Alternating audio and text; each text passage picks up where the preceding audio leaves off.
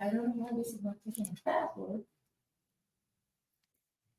Or it's not taking it? For Facebook. Oh, okay. All right, I'm on live. I said I'll let people know if I'm gonna put it on mute because it sounded weird last week when I did it. When I started the live early last week. You went live on your page? Yeah. Hold on one sec.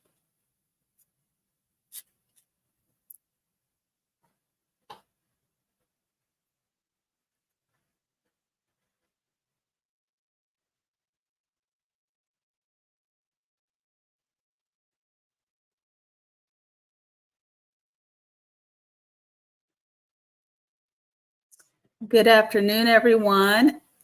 We will get started here shortly. But I hope everybody's having a good day, good evening. I'm excited to connect with y'all tonight. And so I'll wait until I'm just going to confirm that everything's in place. I will place my volume on mute for just a moment.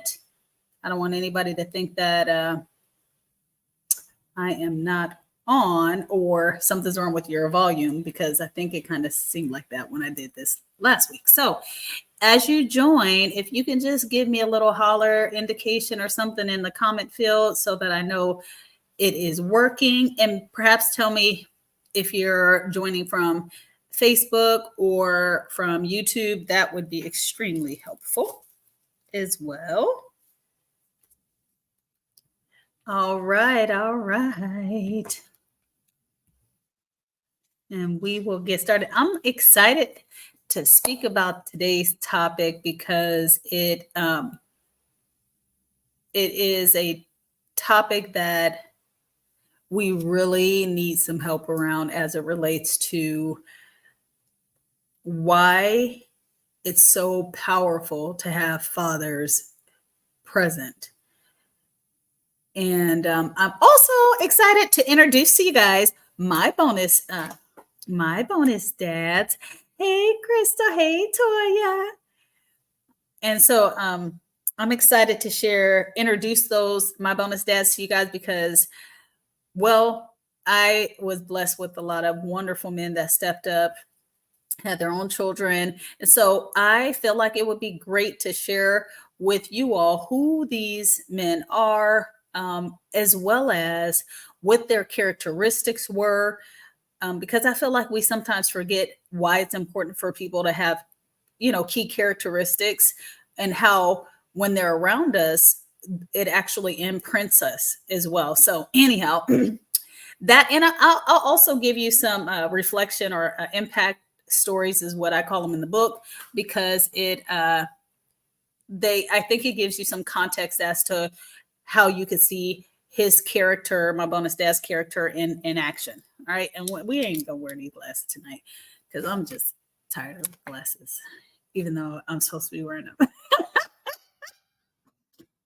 So welcome. I'm excited to, just chat with you guys tonight about the topic. What I titled it as was the powerful presence of biological and bonus dads. And what do you know? Ooh, let me get my life together. That is the title of my book. But that's what we're going to be talking about tonight, because it's a topic that we need to all get into. And so I just want to know if anybody would feel comfortable. Just put a message in or a comment in. Let me know if you guys know. Do you know who your biological father is? And if you do, you just can say yes. And was he present?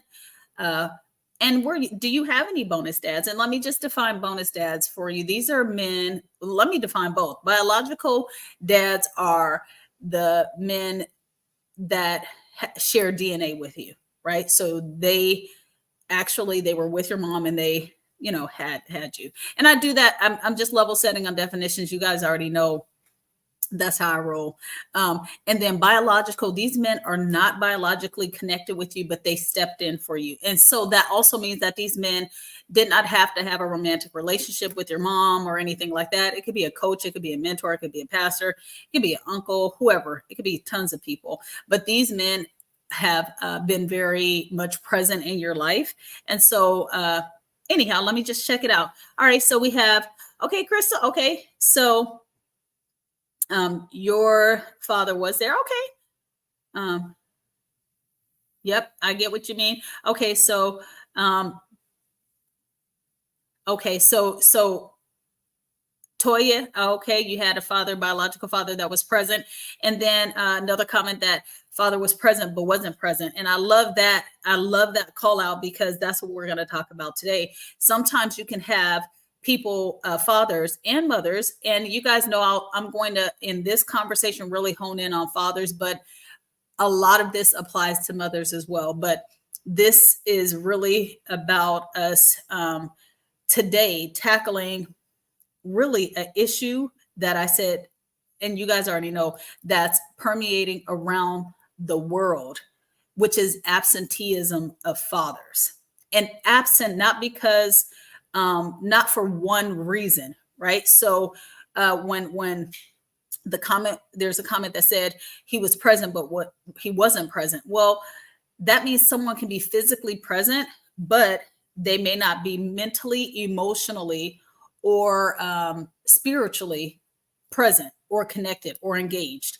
And that's a problem as well. So as I've shared with you guys before, everything that I'm going to share with you guys today, I'm not claiming to be an expert. I am just simply experienced in this area. So I'm sharing best practices, and whoever would like to share best practices, please feel free to do that as well too in the comments. And then if you are interested in joining me in one of these conversations, just hit me up and say, hey, Shay, I would love to dive into a topic. Let's connect and figure out how we make it happen. Okay.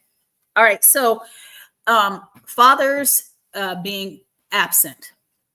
Sometimes we look at it from a one-dimensional perspective, and it is not. I mentioned to you guys before that I was blessed with the opportunity to interview men across this country and some men from other countries over a 2-year period of time. And I share that because it's important for you guys to understand the information and insight that I've included in the book with the interviews, and what I learned as a woman. Just talking to men, it was eye-opening. Number one, I realized that this issue with fathers being present and fathers feeling like they are needed is not one-dimensional, or so it's multifaceted.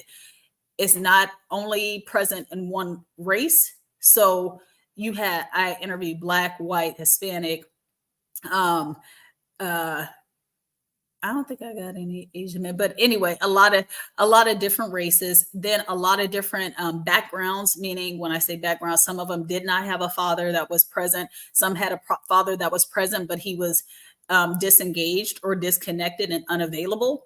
Then I had men that said that they, based on their religion or their culture or where they grew up, that played a part in their fatherhood experience and how they fathered. So you have some men that grew up in certain cultures where they said having more kids was definitely a big, well respected. Let me say that. I don't know. Have you guys heard that? I know some of you are familiar with some cultures that it is a culture thing. I'm not talking about here in the United States where you doing like Nick Cannon and stuff like that. I'm not trying to. I'm not. I'm not talking about that. I'm talking about like for real cultures that they have a different outlook, where they say as long as he can take care of them financially, then he can have as many wives and children as he would like, right? Which again is all relative, because that leaves out emotional connection, mental and spiritual. Just because you can financially provide doesn't necessarily mean that you can actually you're a part of the child rearing and the influence and raising of the child. So that is that's something that I learned a lot about. I also learned that a lot of men faced they were really challenged with a lot of shame around actually trying to be present, maybe because they weren't where they wanted to be in life. They didn't feel like they could offer the kid anything financially or even with their personality or their behaviors. They also mentioned uh, situations as to like the mother is doing well and she doesn't want me present. She said, or some were just, hey, she says she can do it all by herself, so let her have at it. Which again, all these scenarios and narratives are counterproductive because you have adults not really keeping the main thing, which is the child, right? And so they're not stepping up. And so, so what the result is absent fathers. I don't know if any of you guys are, and if you know about this, you definitely call this out, but there are some studies across this, the world about men and how they feel now, and I have felt for some time about actually being a part of the family construct. There's this narrative that men are no longer needed, so women can have children and they can do everything and provide all holistically for the child, mental, emotionally, spiritually, all of it, and the father's not needed. Again, this is in the world according to Fachey. That is a false narrative. It's impossible. It's impossible. I'm going to say it one more time. It's impossible for one person, male or female, mother or father, or a combination of whatever people want to do today, to feel like they can handle providing everything to a child. It's impossible. Now you can try, and it's commendable to try, but everybody, God didn't set it up like that. I'm just going to be very clear. We need each other. We need the opposite to offset certain things. We don't have everything that a child needs. That's why we weren't supposed to do life by ourselves. We're supposed to do it together. And so anyhow, that I'll go on my soapbox about that for a long time. But the point is that there's a perception that men are no longer needed. And so and men feel that. And so there's this mindset of, if I'm no longer needed, I won't stay. Right. I don't think that's the right way to do. That's the right way to go. But people sometimes like to, what's the saying? I want to go where I'm celebrated, not just tolerated. Right. Although I have sometimes challenges with that. I'm like, well, sometimes you ain't gonna be celebrated all the time. This is accountability, right? Everybody, you gotta have a balance. But mothers or fathers or children, no one wants to be in a place where they feel like they don't add value. Everybody wants to add something. So when you have men that don't feel like they are valuable, there's a study, and you guys can look it up, where there was studies done on the suicide letters left by men, and what were the common words that men used in their suicide letter, why they decided to take their life. And the common words were worthless and useless. I think not needed. Thank you. My husband helped me as well. So these are words, these are things that men have in their minds, especially if our culture is more focused on what he can financially provide. So just so we can level set also on what I believe the Lord did when he made men, right? Even when he made men to be the leaders of the family, husbands, fathers, etc. I believe that he equipped all men to be able to fully invest in his family. Now, again, we all have different features different things that are a part of us that if we don't use it, then you don't know it's present. So there are some men, fathers, as well as mothers out here that have it in them to actually be available and present, but they may not know how to use it. Maybe because they had trauma, or they haven't been exposed to it, they haven't practiced it, or they're wounded and they don't feel like using it. But it doesn't mean that they can't do it. All right. So I just share all that with you guys to say, look at some of these different things that are out there that are giving narratives to men about their presence. And if they are counterproductive, it could be why we're dealing with what we're dealing with today. And we need to shift that. And so part of my divine assignment is to really highlight both a little mix of everything, but really highlight that there are men that are intentional about being present. Again, I'm not saying they're perfect, but they're trying to be present in the way that they can. And I think we need to really call those things out and highlight those things. There's a saying that whatever you feed grows. So if we are feeding and highlighting the different characteristics and how men show up, then maybe that message will start to circulate. And then men that haven't seen it, they'll start to have a better blueprint or an idea of what that looks like, and how women and families and children, etc., appreciate those characteristics and showing up. So that is that's where I wanted to really start with you guys, because I believe as I share and highlight my bonus dad, I'm going to actually pull up the book, because I'm all about visuals as well. So you guys know will know that in the book I also highlight my bonus dads, and I would picture his characteristics in a memory story. I'm not going to read it to you, but I am going to share it with you guys directly.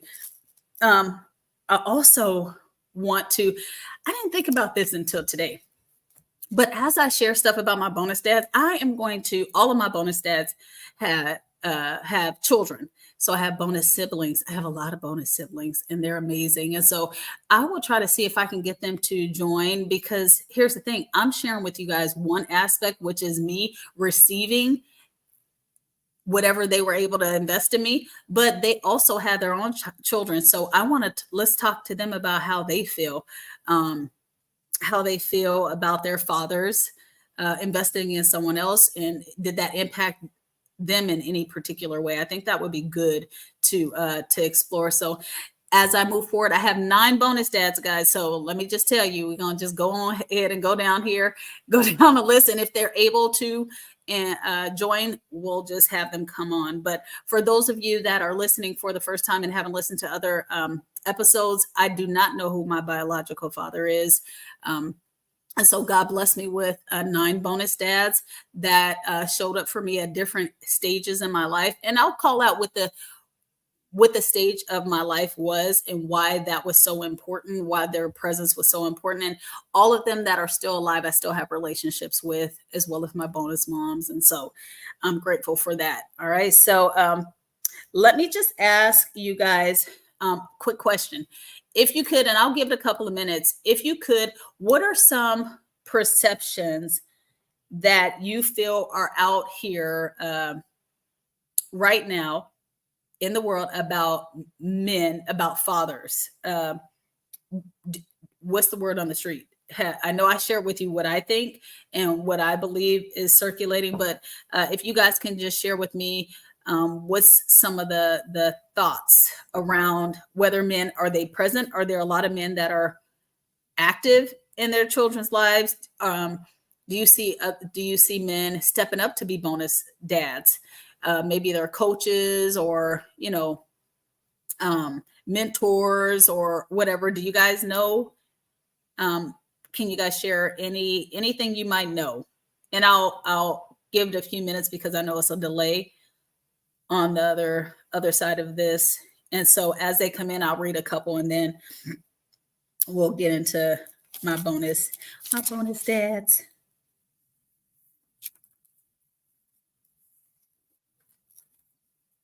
Let's see what we got. Okay. I see more fathers. One comment. I see more fathers being involved, at least on my Facebook timeline. Well, that's good. I'm happy to see that, Crystal, because now here's the reality, right? We know that online is one thing and reality is another. So it only shares some things, but I'm optimistic that if someone let's go ahead and say that if they're sharing it, it's something they're proud of and something that they're capable of doing. That's what we're gonna say. All right. I think it's both. But of course, comment, I'm sorry for those that can't see it. I think it's both. But of course, the bad ones get the most attention, but I think there are both. Exactly. I agree with you, Toya. There's one of my favorite quotes that I put in the book here on to start off chapter 2. And chapter 2 is titled Addressing and Adjusting the Fractured Father Image. So this is all about where we have some challenges in perceptions, counterproductive perceptions about fathers, and then what are some things men are struggling with based on the feedback they gave me, the shackles of shame they deal with, the certain mask that they wear to mask vulnerability because it's hard to manage and hard to demonstrate or display vulnerability without being seen as weak or what are some of these words that people are using? Simp, or there's some other words that people are using. Oh, I think I heard this guy said his girlfriend said he was too sassy, I think. But and he was too, oh, when people say, oh, he gets in his feelings too much. But then when he doesn't give you any feelings, that's a problem. So it's kind of like the feedback that was shared with me is that sometimes it's some of the men shared that they feel like it's hard to really navigate the space of emotion and vulnerability with women and people in general. So when it comes to actually demonstrating those feelings to their children, it's a foreign space. So they don't, or they dabble in it a little bit, but it's not easy for them to do that. So one of my favorite quotes here that I was going to read off is by Billy Graham. It says, "A good father is one of the most unsung, unpraised, unnoticed, and yet one of the most valuable assets in our society." So going back to what Toya said, there's both, but who gets the highlight? It's always the negative. It's always who's not doing well instead of who's doing well. And that's just human behavior. I don't know if anybody can attest to the fact that when you are typically when you're at work, or if you're a parent, when you have kids, you spend a lot of time with the problems. If you have a child or an employee or someone that is more high maintenance, where they are, an issue, or you have to keep them on track, you spend a lot of time there. And then the child or the person that is executing and doing the right thing, sometimes we forget to come to them and say, you know what, I appreciate what you're doing and I see you. But really, what if we were to highlight them more? Because it would highlight the characteristics that we want to perpetuate, right? We want to be fruitful, but we tend to not do that. But I think it's time that we start doing that. So let me go ahead and get into my first bonus, Dad, that I'm going to introduce to you guys, because again, this is my part of highlighting a man who I felt was intentional in my life. And let's see here. Can you guys see this okay? Let me see. That might be better. Let me get a little. All right. So this is my first bonus dad. His name is Tommy Raine Sr. I didn't put his last name in here because, I don't know why I didn't. But anyhow, I grew up in Seattle, Washington. I have my mom met my, I call him dad, and when she was about 16, and he, I believe, was like 17 or 18. And so he's the youngest of all of his siblings. He's the baby. I think there was 5 of them. And they lived in Seattle, Washington, in the Valley area. If you ever go to Seattle, which everybody should visit Seattle at some point in time. The Valley is a nice area near Lake Washington. So it's a great place to go check out. But I share that because he grew up surrounded in a nice neighborhood with a large family. and he just had a good family foundation. He also well, again, was a young father, so he thought, when my mom had me. So when my mom had me, she of course told my dad that I was his child. My dad eventually, not long after she got pregnant, I think he started dating who would become his wife, which is one of, I would share that she's like a bonus mom to me as well. And she's the mother of my brother little Tommy and my sister Tania, and she's amazing, a sweetheart as well. And all of them were at my wedding as well. So my point is, I still stay connected to them. But so my dad thought he was my father, but my mom and him didn't work out. So he moved on with his relationship, or he continued. I think him and Sharon were dating when my mom probably rolled in and tried to devastate their relationship, because she rolled through like that sometimes. But anyway, she it wasn't successful, because of course they got back together and they got married, had children, had a life together. It was great. But anyhow, when my mom did have me, my mom was not very maternal, because she did not have that in her life. So she wasn't planning on keeping me. So my dad, I ended up spending a good amount of time with my dad once I was born, and then learned through that process, after DNA tests were performed, that he was not my dad. But the reason why I want to highlight what I want to highlight about him is the fact that he knew clearly that I was not his child pretty early, but he made the decision to still have me as part of his life, gave me his last name, even though the DNA test said I was not his child. And he integrated me into his new family with his new wife and children, and did not let go. And so that early on told me that I was wanted.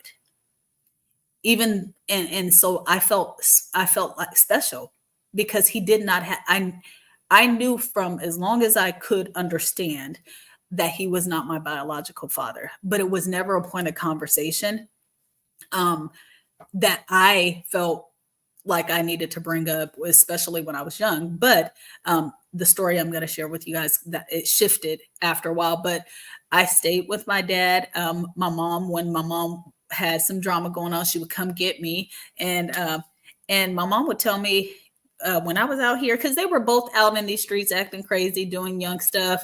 Again, I'm not saying that my dad was perfect.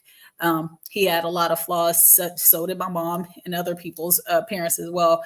But my mom used to tell me that even though when she would try to come get me, my dad would be very meticulous, like make sure her hair is done, make sure my daughter ain't out here looking crazy, make sure. And a couple of times my mom said she was out here doing the wrong thing, and my hair was looking crazy, and my dad would roll up on her and check her real quick about how I looked. But all of these different things is coming back. I want you to come back to the fact that it was proven that he was not my biological father, but he was still like, this is my daughter, don't be having her out here looking crazy. And he was checking my mom on it. My dad was he was definitely a jovial spirit, very joyful, hilarious. Now I say hilarious, his jokes weren't that funny, but he laughed so much it would make you laugh. And so he would sing all the time songs that he made up, or songs from songs that were out with the wrong words and things of that nature. That's where I think I get it, right? You can just make up your own lyrics to songs, or based on what you think you hear. And so his jovial spirit and his kindness for people, his ability to be balanced and even tempered, was something I noticed.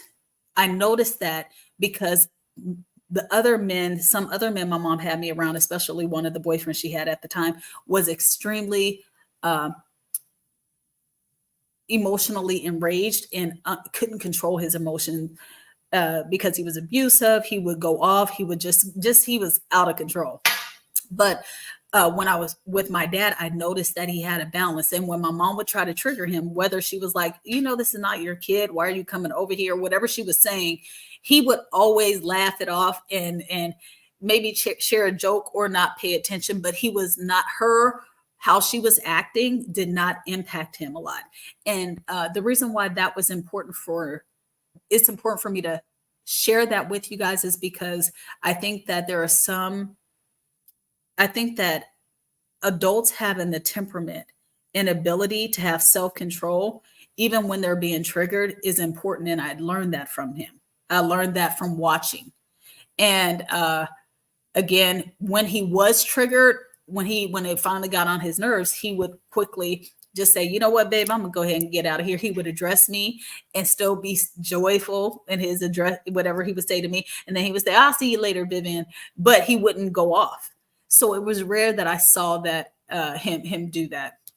And he always made me feel good when he was around, being goofy. I thought that was amazing. Like I didn't know adults were goofy or could express a lot of joy and still be an adult. And so when I was around him, I was goofy as well. So anyway, that carried on until now because I'm clearly a goofball in many different ways. And those of you that know me, they know that's the truth. And I don't even care about it. Right. But ultimately, I was able to be myself around him. And he taught me that was important.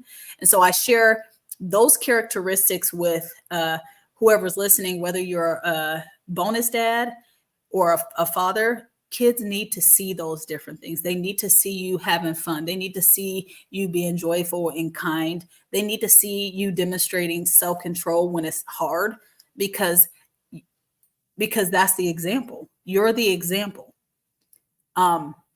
Same thing with moms. If you are looking for to date and you don't have a man that's around right now, you need to be looking at their character. Money is important, yes, to balance out everything, but beyond financials, the character of that individual will impact your child far more than the finances. And that's something that you really need to be looking at. And if you're with his father or another man that could I'm assuming you have a son. If you're with a man that is a bonus dad to your children, or I say bonus because I don't know, stepdad, whatever you want to call it. If they don't demonstrate characteristics that will help your children grow and really make your children safe enough to demonstrate and practice certain things that are key in life, like vulnerability, emotions, etc., that's something you need to be following up on and checking. Because understand the thing about parenting, and we all know this, you don't see the results sometimes until late. Right. So some of the time you don't know that there was an impact until 20 years down the road.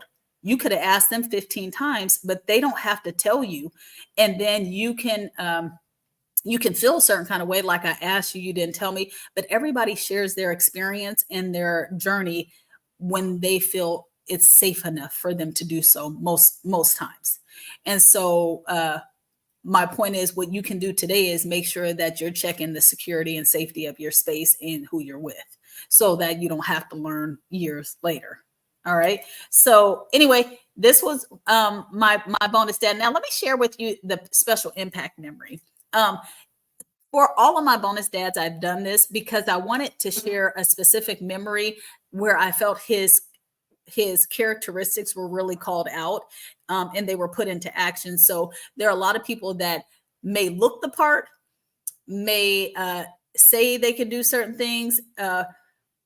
They may even post a lot of pictures and moments on social media, but it really is about, did they make an impact and an imprint on the child? And so this particular memory I'm gonna share with you guys, I think I may have shared it in one of the earlier videos, but I mentioned that although my mom used to call out all the time that he was not my dad, and why was he there, coming, why was he making his presence known when it was inconvenient for her? And he again, he would never really argue back and forth with her. But anyway, this one instance where I share in the book, that he was living quite a distance away from me, probably a little bit over an hour bus ride. And the bus ride was not one bus. You had to catch multiple buses, which meant you had to pay. So he, for those of people that are familiar with Seattle, he went from West Seattle all the way to Lake City, which is north. So it's far. And he did that only because he promised me he was coming to pick up pictures for me that I took from school. So every year I took pictures, and I would write a special note on the back of the picture to him, and then he would come pick them up. And so he came to pick it up, and my mom knew he came, and so she started on him immediately. And he would be like, "Vivian, ain't nobody got time for you today." And he would start laughing and making jokes. And he was funny sometimes, but sometimes it was just hilarious that he thought he was funny. So I started laughing. I think it made my mom mad that we were laughing, and probably hard too. I was probably because I just liked having fun around him. And he probably kept going because I was laughing. And so I went to get his picture, and she was going off on him hard by that time, meaning calling him all kind of names. He need to get out. He need to stop showing up because he's not my dad anyway. And he'd be like, "Vivian, ain't nobody got time for that. I came out here to see my baby." And then I said to him, "Give me a second, Dad. I gotta go get you something else." So I left the room, and by the time I came back, she had really put him out. And this was a matter of like maybe 10 minutes. So he came all this way to see me, and she had put him out. And that was not unusual because, heck, she put me out plenty of times. And you guys, when I'm laughing because I've healed from that, but I'm telling you the truth that I've got put out plenty of times. So everybody could get it from my mom. She put anybody out at any time, but she put him out. But that wasn't the issue for me. What the issue was that I looked on the counter, and my pictures were still there that I had personalized for him. And I said, "What, Mom, where's my dad? Why are the pictures here?" And she was like, "He's not your dad. And I don't understand why you guys keep trying to have this keep going, whatever." Now, let me pause and say, my mom was just mad. She was just salty because we were having fun. Probably the next week, she probably called and said, "Tommy, come get your daughter. Your daughter want to talk to you." So it was when she felt a certain kind of way. It's, my mom dealt with some of her own trauma and, mental, emotional issues, etc. Anyhow, I got upset that she took something that I gave to him, and I didn't feel like she had a right. And I was tired of her trying to, be a rain cloud on our sunshine. And so I think I raised my voice, and then quickly looked at her and learned that probably wasn't the right thing. So I got my pictures, and I ran out the house, and I ran to look for him at the bus stops that were close to my house. And I found him at the bus stop, and he was there, and I was like, "Dad, I'm so sorry." He was like, "Oh, baby, it's not your fault. You're going crazy." And and we were laughing like, "Yeah, she is crazy," and thought it was funny. But I didn't know how long his bus was going to take, but I was about 12, or I can't remember how old I was. But I thought, well, now's a good time to address the fact that she keeps saying in front of both of us, "You're not my father." So let me just address it with you. And so I say, "Hey, Dad, why do you keep coming to spend time with me, or being around when you're not my dad?" And he goes, "I am your dad." And I say, "Yeah. I know that's nice that you say that, but I know you're not my real dad." And when I said that, I honestly, you guys, even so, I could tell the story forever, and I always get teary-eyed every time.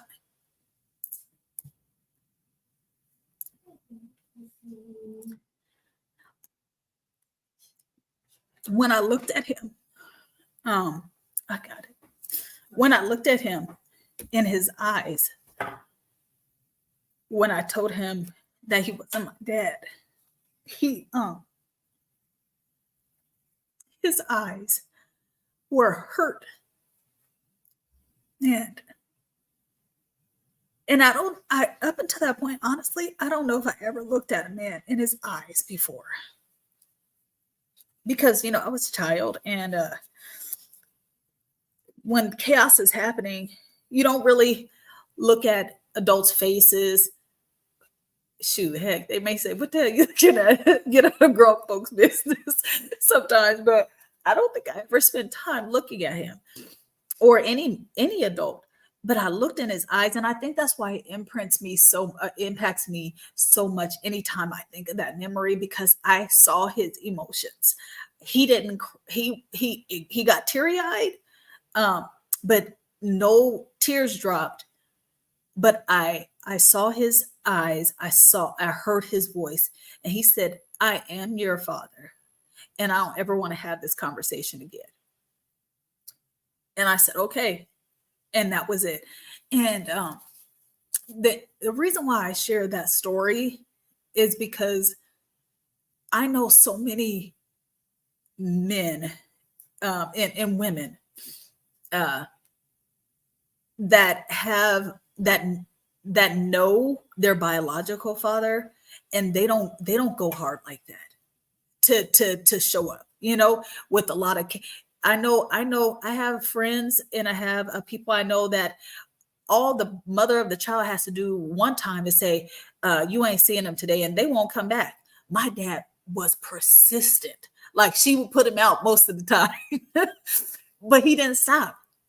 And for me,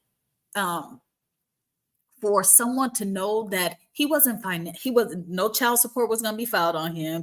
No, he wasn't going to get in trouble by any of my mom's family for not showing up. It wasn't like he didn't have his own family. He had my brother, who he loved, looks just like him too, and my little sister, who he loved. He had his own family, so it wasn't like he would miss out if he didn't come see me. But he still felt like I felt like he wanted to be my dad, and he didn't have to, and that made it even more special for me. And so I just want to really encourage fathers that are biologically that have biological kids, and those men that are in positions to be a bonus dad. Really take advantage of every moment you have to let that child know that you desire to be their father. You desire to be in their presence. You desire, you are proud to be their father. You're proud to be, again, a part of their lives. Express that, the clear notion of the fact that none of us are perfect. We're all flawed, and we're works in progress. And that's something that my dad and I were able to talk about forever. So even up until my dad passed away, which was several years ago, we had the same kind of relationship. Every time most of my trips going back to Seattle prior to him passing was to go and just take my dad on dates, right? And just have fun, because he was a diabetic, and he at some point started having to have certain amputations. And even those stories were hilarious when I would go up and take him to the doctor, and we would talk and be in the hospital, and the doctors would try to give him instructions, that he'd be making fun and joking and not listening to the instructions of the doctors, but me being able to be there for him. And that's what I'll call out as well. Understand, because he invested time, even though some of those times that he invested, I was hoping for an hour, and it was like 2.5 seconds that he was able to be there. It was the effort. And I saw through all of that. And I will say this also for men that are out there that says, "Well, I'm gonna wait until the kids get older because I don't want to have to deal with the narrative and the stories that mom is given about me." Well, let me help you understand, and make it very clear. You will have a lot to actually clean up when you decide to tap out, right? Until they get older, because they need you now and when they get older. And so be present enough to share your perspective, to share who you are, because they're a part of you and they need that. If you're a bonus dad, you're in their life for a reason. And if you're in their life and you're counterproductive, then it exit stage left. Okay. You have to be able to be there and be invested not only in the mother of the child but also the child, right? So you got to be able to keep the main thing. And so really make sure you're paying attention to the opportunities you have to invest, because here's what I'm gonna get to. We all know what ROI is, right? That's return on investment. It wasn't anything that my dad called and asked me for, wasn't anything I wouldn't try to make happen for him. Why? Because he invested. He wasn't able to be there all the time because of life circumstances, because his own valley moments where he struggled with certain things in life.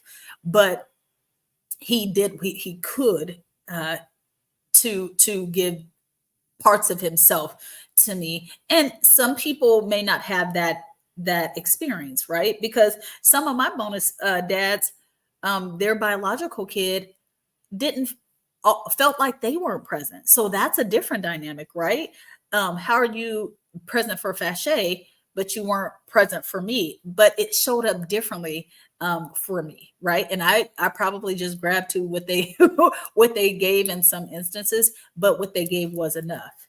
And so, as far as my dad Tommy was concerned, like I said, once he started towards the end of his life, and when I went to visit Seattle a lot, again, I couldn't do anything about his health, but I could help create joyful experiences for him. And so that's what I did. I paid attention to what I could do, and because he paid attention to what he could do for me. And that's the key takeaway, moms. If you have situations where the dad can't show up, or you and the dad gets into arguments when he tries to show up, do what you can to level set your own emotions, even if you need to see a counselor or someone that will help you.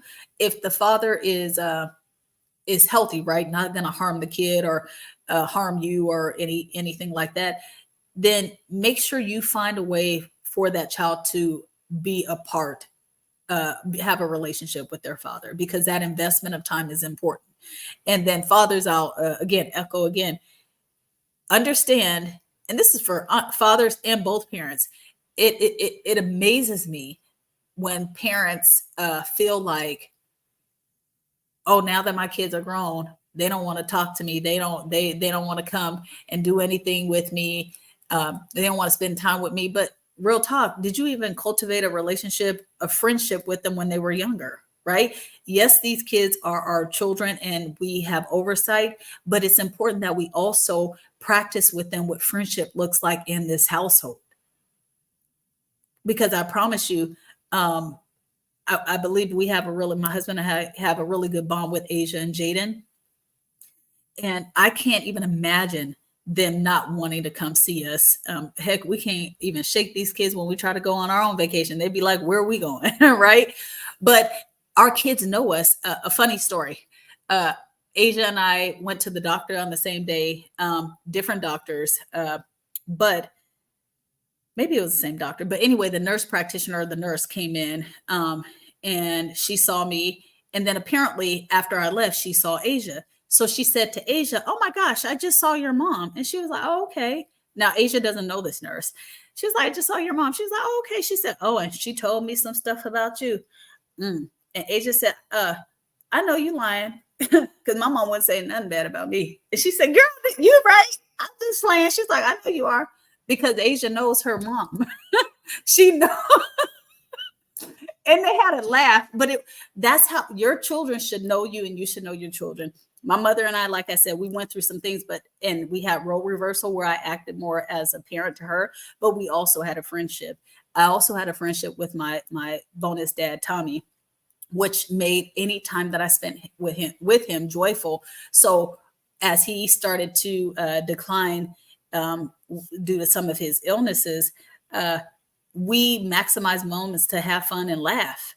Even when he, again, wouldn't follow the doctor's instructions. There was one time, I know the doctors told him after he had his toe or something amputated, he should stay in the hospital just to recover for about 6 weeks, or a long time. And he was like, no, I can do this by myself. Just send someone to the house. I'm release me after 2 weeks because I want to be at my own spot. And I was like, Dad, ooh, I don't know, you shouldn't do that. He was like, no, I'm gonna go ahead and do it, Shay, because I feel more comfortable. And we had spent time because he was a normal, guy, his apartment. So, I spent time with him making it more spiffy and nice, as if he had a girl touch to his apartment. Anyhow, I think the third week he struggled so much with his recovery, maybe because the nurse wasn't able to be there all the time. And he called me. He was like, Shay, I'm over here sobbing like I got the snot rolling down my, my lips. He said, because I'm asking them to take me back into the rehab center. And they're telling me, no, once we release you, we can't take you back. Can you help me try to get back in there? And I said, oh, Lord, Dad. But we laughed about that. We just laughed about a lot of different things. And so, anyway, those are all joyful memories for me, as well as him picking me up on his, taking me on his motorcycle rides and different things. He just made an effort to be available as much as he could. And again, I will echo the fact that he struggled with his own addiction, his own insecurities, his own valley moments is what I call them, but he still showed up to the best of his ability. And for that, I can be appreciative for that. And I believe that's what intention looks like. I may not be all you desire me to be, but here's who I am. And then again, as long as it's not harmful to the family and to you as a person, as a co-parent partner, I think we need to pause and make way for fathers to feel like they can show up and be available and have connections with their children, despite all of the other adult stuff that's being encountered. So anyhow, that's all I'm going to share today. But I'm going to continue to share my bonus dads, and I'm also going to share the more insight about my mom's boyfriend who had the opportunity to be a bonus dad. He lived with me the most out of all my bonus dads. My mom's boyfriend, I don't call him dad or anything else. He's my mom's boyfriend, was her boyfriend, but he had the opportunity to be a bonus dad. He wanted to be respected as the man of the house, but he was extremely immature. He was very emotionally, on a different level. He was just a horrible person. But again, he had a great impact on me, to the point that all my bonus dads, I wasn't able sometimes to see the love and the character of good men because of this one bad man. And so I'm going to spend time sharing more insight about that as well, because I think we need to really understand what that looks like. Because again, some fathers that may see this, if that's you, if you're out here acting out of control, physically, mentally, emotionally abusing mothers and children and things of that nature, then you need to go ahead and get yourself checked, and then and get some healing, because there's something else happening, right, with your own emotions. And it's not okay for those emotions to impact other people, because it doesn't even stop at you. Trauma continues to transfer, right, when it's not something that is treated and dealt with.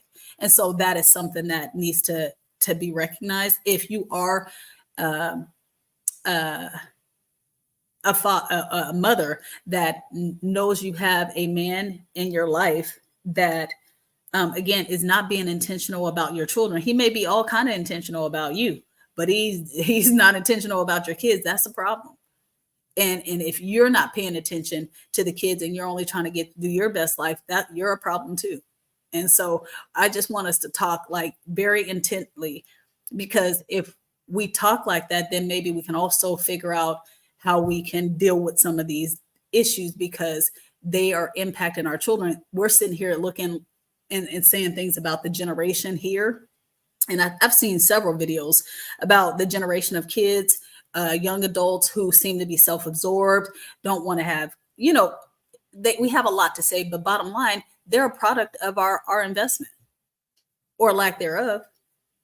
So we got to really start talking about these types of things and figure out, okay, so now that we've talked, how do we solution, how do we remedy, how do we address and deal with, apologize, redirect, course correct, whatever we need to do so that we can have we can start shifting some of these things. We can't shift the world, but we can shift our family. We can then shift and help communities if each of us really acknowledge what's happening. The last thing I'll say, as we talk about this, I hope nobody gets in, I was about to say, I hope nobody gets in their feelings, but I do want people to get in your feelings, because really feelings, that's what we are. We should be acknowledging what these feelings are so that we can process them effectively.